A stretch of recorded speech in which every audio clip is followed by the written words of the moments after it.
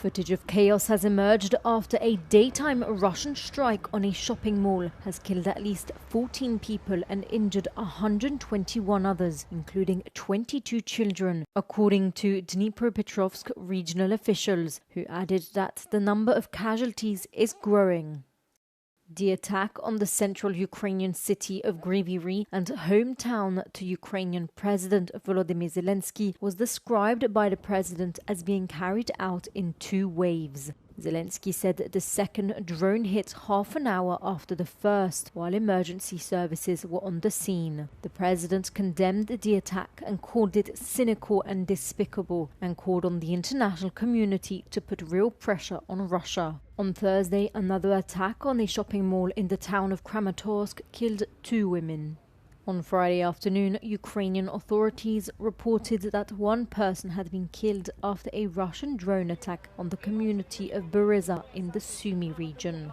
Meanwhile, Russian overnight and early morning attacks killed at least 5 people, including 4 in drone attacks on a frontline village in the Kharkiv region. 2 of the victims were elderly women. As Ukraine reported to have hit drone storage sites, logistic warehouses, command posts and communication facilities belonging to Russian forces situated in the temporarily occupied regions of Donetsk and Crimea.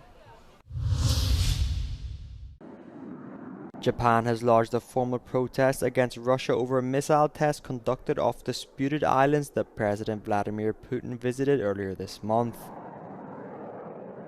The test involved a coastal missile system firing from Etarafu, the largest island in the chain, backed by a guided missile cruiser and a nuclear-powered submarine. Russia's Pacific Fleet says the drill simulated an attack on enemy ships and hit every target at a range of at least 300 kilometers.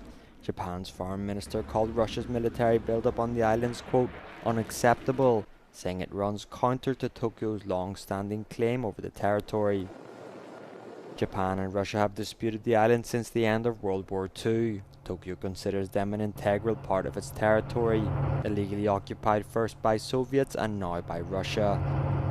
Relations between the two countries have deteriorated sharply since Russia's invasion of Ukraine, with Tokyo joining Western sanctions against Moscow.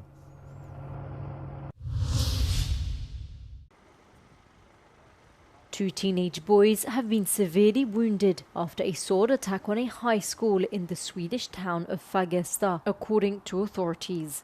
A third person was also wounded in the attack, as media reports say that police shot the suspect in the leg.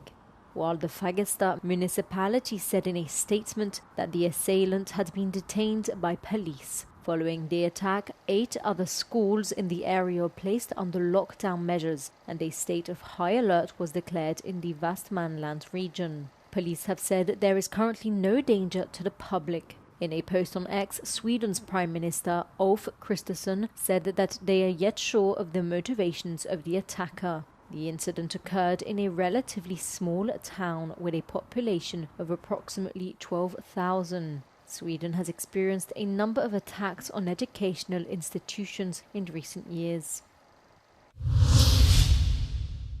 FIFA has handed down some of the most severe sanctions in World Cup history after Argentina players attacked Spanish players during this year's World Cup final.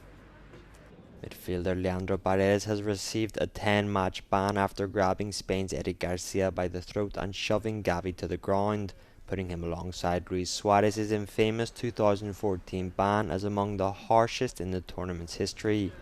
Defender Nahuel Molina was suspended for 7 games and Thiago Almada for 1. All of them also face fines of up to €76,000. For his part, Spain's Gavi received a 1-game ban.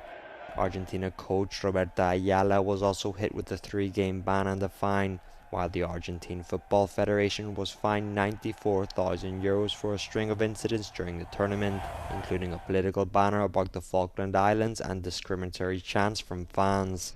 It has now been ordered to spend €85,000 on anti-racism projects.